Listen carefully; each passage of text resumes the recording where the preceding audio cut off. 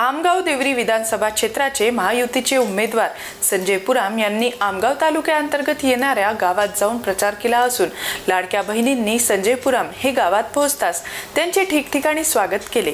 संजय पुराम हे 2014 ते 2019 या कार्यकाळात आमदार असताना त्यांनी अनेक विकास कामे केली। तर विशेष बाब म्हणजे आमगाव ते देवरी हा राज्य महामार्ग आमदार संजय पुराम यांच्या कार्यकाळात पूर्णत्वास आला। सोबतच आदिवासी मुलामुलींकरिता वसतिगृह मंजूर करून घेतले।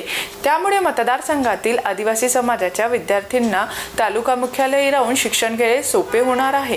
असे अनेक विकास कामे संजय पुराम आमदार असताना झाली असल्याने त्यांची कुशल कार्यशैली पाहता भारतीय जनता पक्षाने त्यांना तिसऱ्यांदा विधानसभा निवडणूक लढण्याची संधी दिली असल्याने संजय पुराम हे गावागावात जाऊन मतदारांचा आशीर्वाद घेत आहेत। एकदम ओव्हर कॉन्फिडन्स मध्ये काय म्हणते चांगली लढाई आपली लढायची नाही आहे।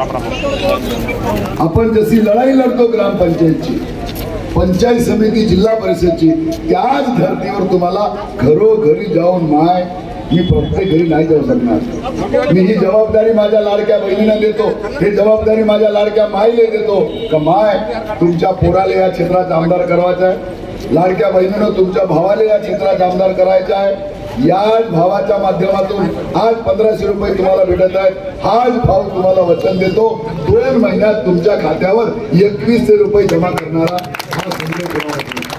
आणि म्हणून शेतकरी बंधूंनो, तुम्ही सुद्धा नाराज होऊ नका। तुमचे 12,000 चालू आहेत डायरेक्ट तुमच्या खात्यावर। 2-4 महिन्यानंतर 15,000 होतील। भाजपा महायुती जे म्हणते ते करून दाखवते आणि त्याच्यामुळे तुम्ही काही काळजी करू नका। शेतकऱ्यांचा विद्युत बिल आपण माफ केला आहे।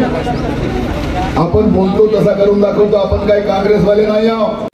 जीबी न्यूजचे प्रत्येक अपडेट मिळवून घेण्यासाठी तुम्ही आमच्या चॅनलला लाईक करा, सबस्क्राईब करा आणि शेअर करा। तसेच बेल आयकॉनला सुद्धा प्रेस करा। आपला जिल्हा, आपली बातमी, जीबी न्यूज गोंदिया।